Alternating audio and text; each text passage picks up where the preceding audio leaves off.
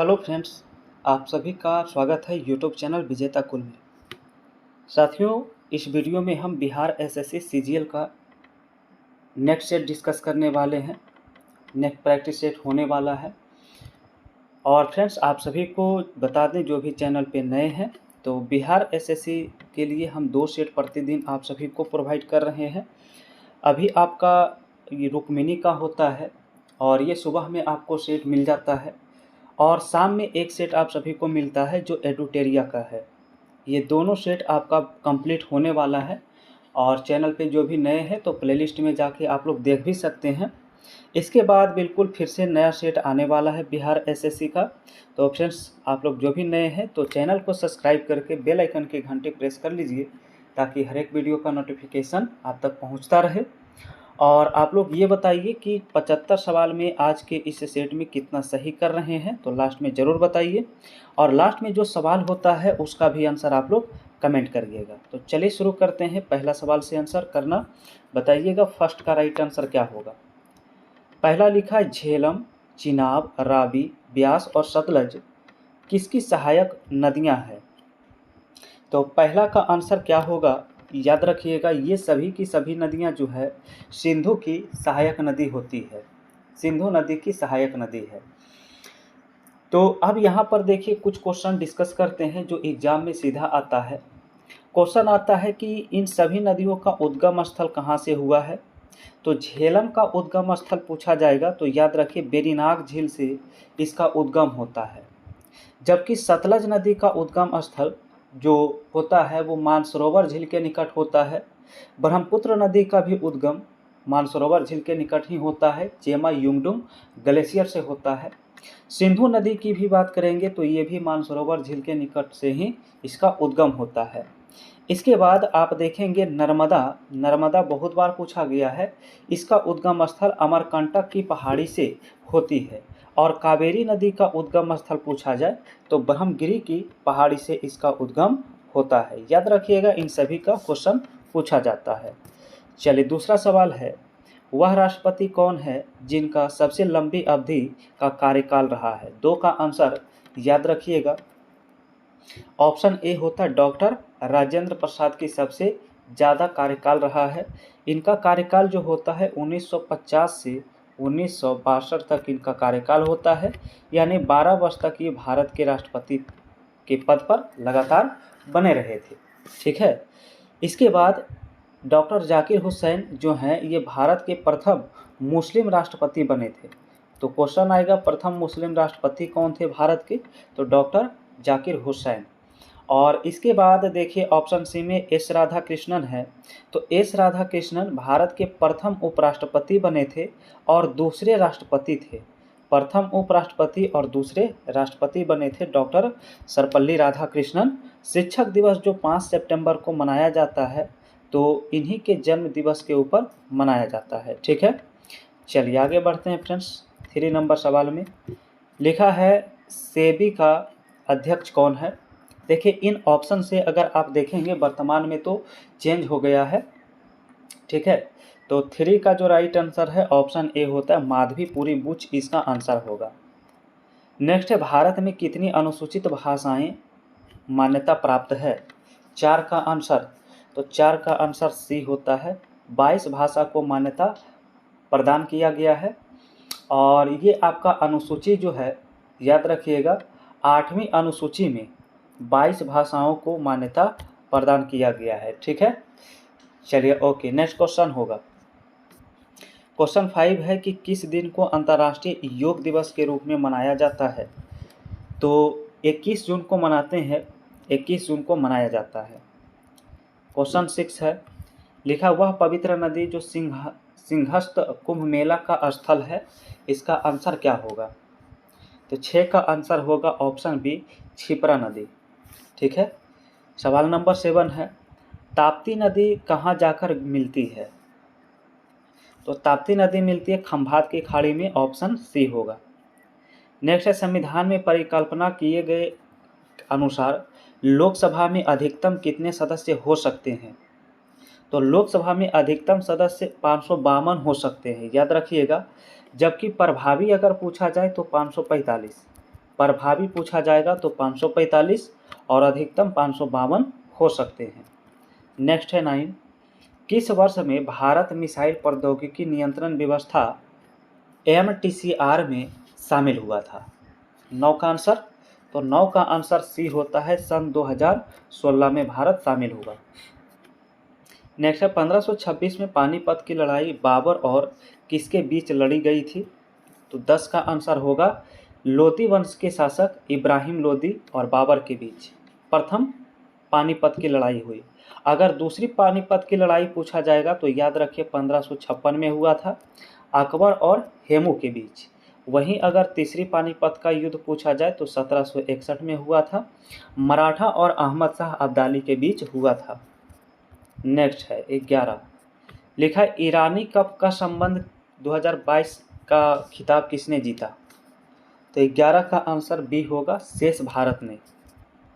Next है 12 number सवाल, निम्न में से कौन सा भारत का सबसे छोटा केंद्र शासित प्रदेश है?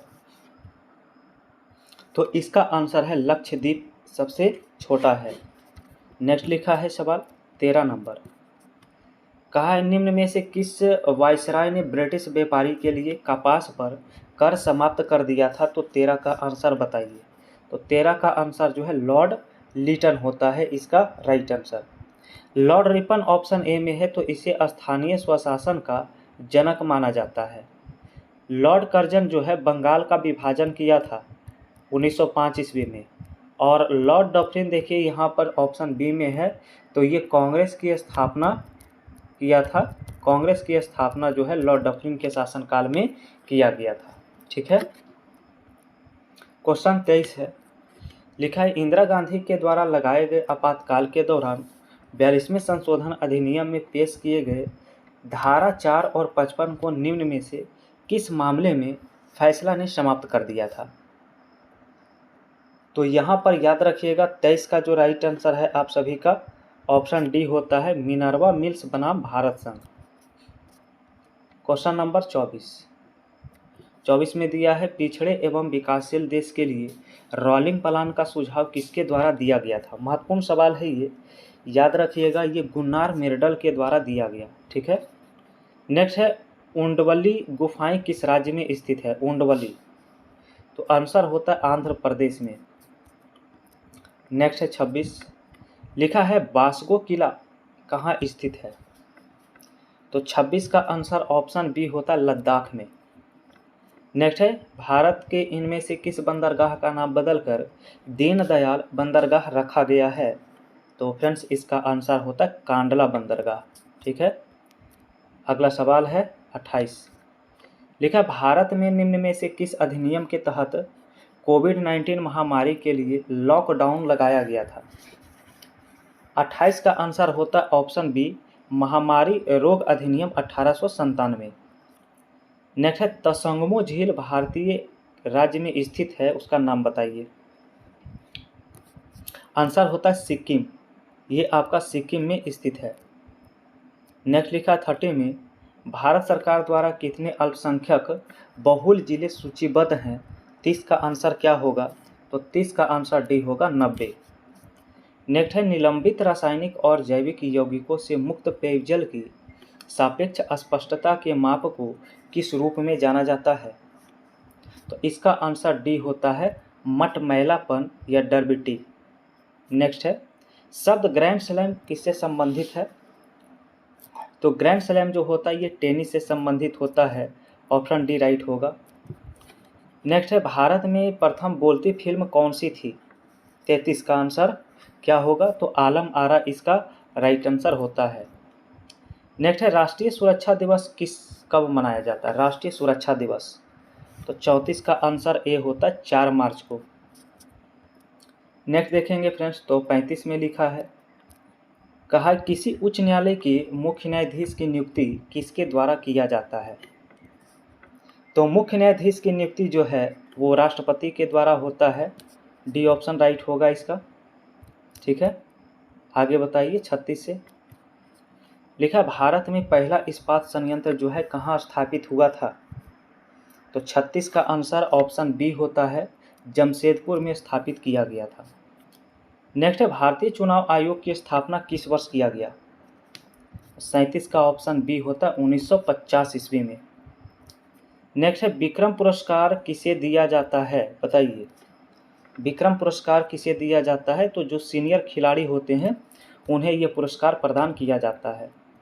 अगला है 39, सार्वजनिक सेवा डिलीवरी गारंटी से संबंधित कानून बनाने वाला भारत का पहला राज्य कौन है? तो इसका आंसर होता मध्य प्रदेश। नेक्स्ट है भारत के पहले उप प्रधानमंत्री कौन थे? Vice president. तो फ्रेंड्स सरदार वल्लभ भाई पटेल इसका राइट आंसर होगा, और सरदार वल्लभ भाई पटेल को लौह पुरुष के नाम से भी जाना जाता है। ठीक है। नेक्स्ट क्वेश्चन 41, लिखा निम्न में से किस लिपि को ईरानी लिपि का पंजाबी संस्कृत संस्करण माना जाता है? तो पंजाबी संस्करण माना जाता है शाहमुखी लिपि को। नेक्स्ट है मेघालय की राजधानी कहाँ है, बताइए। 42 का, तो 42 का आंसर ए होता है शिलोंग। नेक्स्ट है 43, लिखा भारतीय ओलंपिक संघ का मुख्यालय कहाँ है, ये बताइए। तो 43 का आंसर डी होता है नई दिल्ली में। नेक्स्ट है धन विधेयक निम्न में से पेश किया जा सकता है? तो धन विधेयक केवल और केवल लोकसभा में पेश किया जाता है, याद रखिएगा, ये लोकसभा में पेश किया जाता है। नेक्स्ट है 45, भारत में यूरेनियम का सबसे बड़ा उत्पादक राज्य कौन सा है, बताइए। 45 का आंसर, तो यहाँ पर सबसे बड़ा उत्पादक तो झारखंड होता है, बट ऑप्शन में झारखंड नहीं है, तो आप उत्पादक में फिर आंध्र प्रदेश को करना होगा। ऑप्शन यहाँ पर डी राइट होगा। नेक्स्ट है चैतियागिरी बिहार सांची में मनाया जाता है, मनाया जाने वाला पर्व है, तो ये किस धर्म से संबंधित है? तो 46 का आंसर ऑप्शन सी होता है बौद्ध धर्म से। नेक्स्ट है सिंधु घाटी सभ्यता किस युग की सभ्यता है, बताइए। सिंधु घाटी सभ्यता ये कांस्ययुगीन सभ्यता है, ऑप्शन सी होगा। नेक्स्ट है 48, लिखा नगर पालिका से अभिप्राय भारतीय संविधान की किस अनुच्छेद से होता है? तो देखिए हम पहले भी डिस्कस ऑलरेडी कर चुके हैं इसके बारे में। 48 का आंसर ए होता है 243 के ता से या छ तक। नेक्स्ट है एलोरा यूनेस्को का विश्व धरोहर स्थल है जो महाराष्ट्र के किस जिले में स्थित है? तो 49 का ऑप्शन ए राइट होता है। ठीक है, 49 का ऑप्शन ए राइट होता है औरंगाबाद में। नेक्स्ट लिखा है किस नदी को लाल नदी भी कहा जाता है? तो लाल नदी के नाम से ब्रह्मपुत्र को जाना जाता है, इसका ऑप्शन डी होगा ब्रह्मपुत्र नदी। बताइएगा 51 से आंसर। लिखा निम्न में से किसके नाभिकीय संलयन की प्रक्रिया से गुजरने की संभावना है? तो 51 का फ्रेंड्स आंसर इसका सी होता है ड्यूटेरियम का।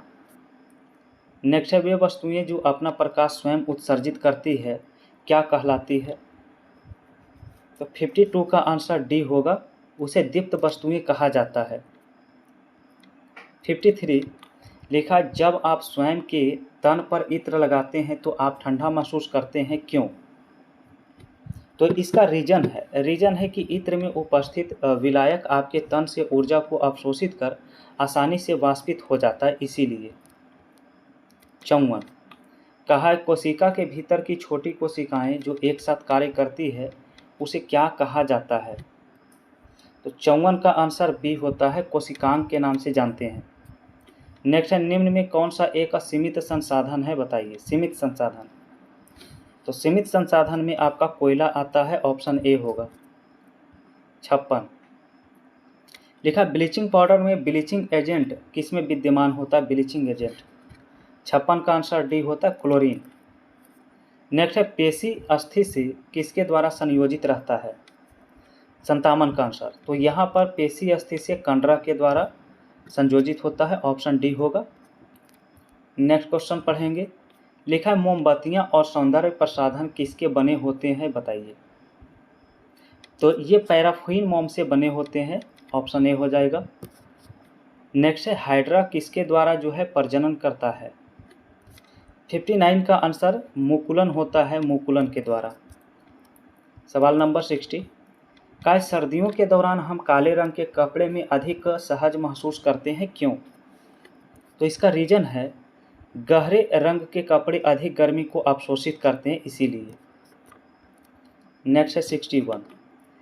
ऊष्माक्षेपी अभिक्रिया वह अभिक्रिया होती है जिसमें होता है ऊष्मा निकलता है, ऊष्मा मुक्त होता है, उसे ऊष्माक्षेपी अभिक्रिया के नाम से जाना जाता है।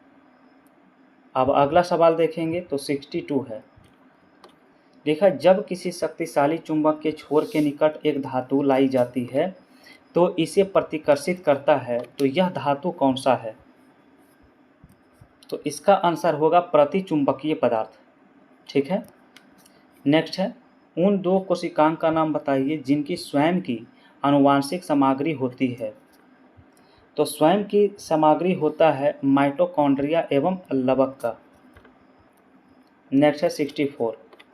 लिखा है, निम्न वर्णित आवर्तबीजी के बारे में विशेषताओं में एक गलत है, इसकी पहचान करिए कौन गलत है।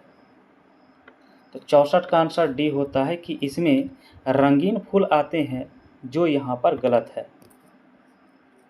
क्वेश्चन 65 दिया है। लिखा, श्वसन के दौरान ऑक्सीजन के अंदर ली जाती है और कार्बन डाइऑक्साइड मुक्त होती है। इस विनिमय में भौतिक प्रक्रम मदद करता है। तो मदद करता है इसमें विसरण, ऑप्शन डी होगा। नेक्स्ट है, तारों एवं पृथ्वी के बीच की दूरी को किससे मापा जाता है? तो 66 का आंसर होता है बी, प्रकाश वर्ष में। नेक्स्ट है 67। लिखा है, नाभिकीय शक्ति संयंत्र में प्रयुक्त होने वाला ईंधन कौन सा है, बताइए। तो 67 का आंसर जो है ऑप्शन सी होगा, यूरेनियम इसमें प्रयुक्त होता है। नेक्स्ट है, एक पद है प्रोटोप्लाज्म, ये किसने प्रतिपादित किया था या प्रोटोप्लाज्म किसने दिया? तो 58 का आंसर ऑप्शन ए होता है, रॉबर्ट ब्राउन ने। किसने दिया है? रॉबर्ट ब्राउन ने। नेक्स्ट है 69। लिखा, जर्मन इंजीनियर रुस्का एवं नॉल अपने आविष्कार के लिए जाने जाते हैं। नॉल एवं रुस्का किसके लिए जाने जाते हैं? तो इलेक्ट्रॉन माइक्रोस्कोप की खोज के लिए। नेक्स्ट है, निम्न में कौन सी ग्रीन हाउस गैस है? 70 का आंसर। तो 70 का आंसर बी होता मीथेन। 71 नंबर में देखिए क्या लिखा है, हालांकि चांदी बिजली का श्रेष्ठतम संवाहक है, फिर भी इसका इस्तेमाल बिजली के तार को बनाने के लिए नहीं किया जाता, क्यों? तो 71 का आंसर डी होता है, यह बहुत महंगी होती है। क्वेश्चन देखेंगे 72 से। लिखा है, गहरे तथा हल्के बंध किसमें होते हैं? तो 72 का आंसर सी है, धारीदार पेशी में। नेक्स्ट सवाल है कि सोडियम कार्बोनेट का रासायनिक सूत्र बताइए क्या है? 73 का आंसर फ्रेंड्स ऑप्शन बी होता है, सोडियम कार्बोनेट।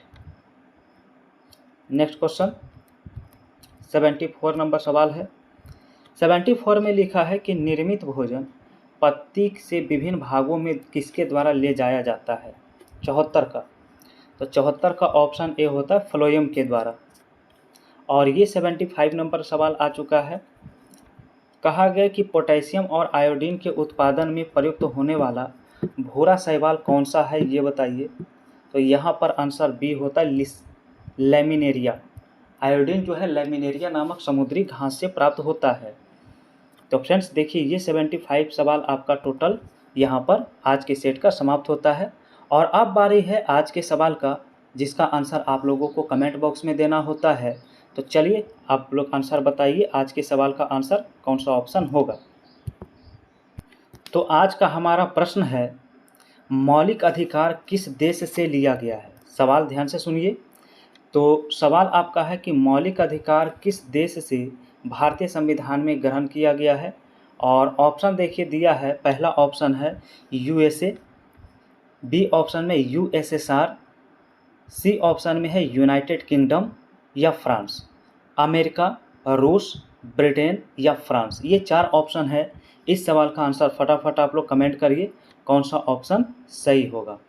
तो फ्रेंड्स, अगर ये वीडियो आप सभी को पसंद आया है तो वीडियो को ज़रूर लाइक करिएगा, और चैनल पर पहली बार अगर जुड़े हैं तो चैनल को आप लोग सब्सक्राइब करिए और बेल आइकन की घंटी प्रेस कर लीजिए, क्योंकि यहाँ पर बहुत सारा प्रैक्टिस सेट आप सभी को और क्वेश्चन बैंक प्रोवाइड किया जाता है आपके एग्जाम्स के लिए।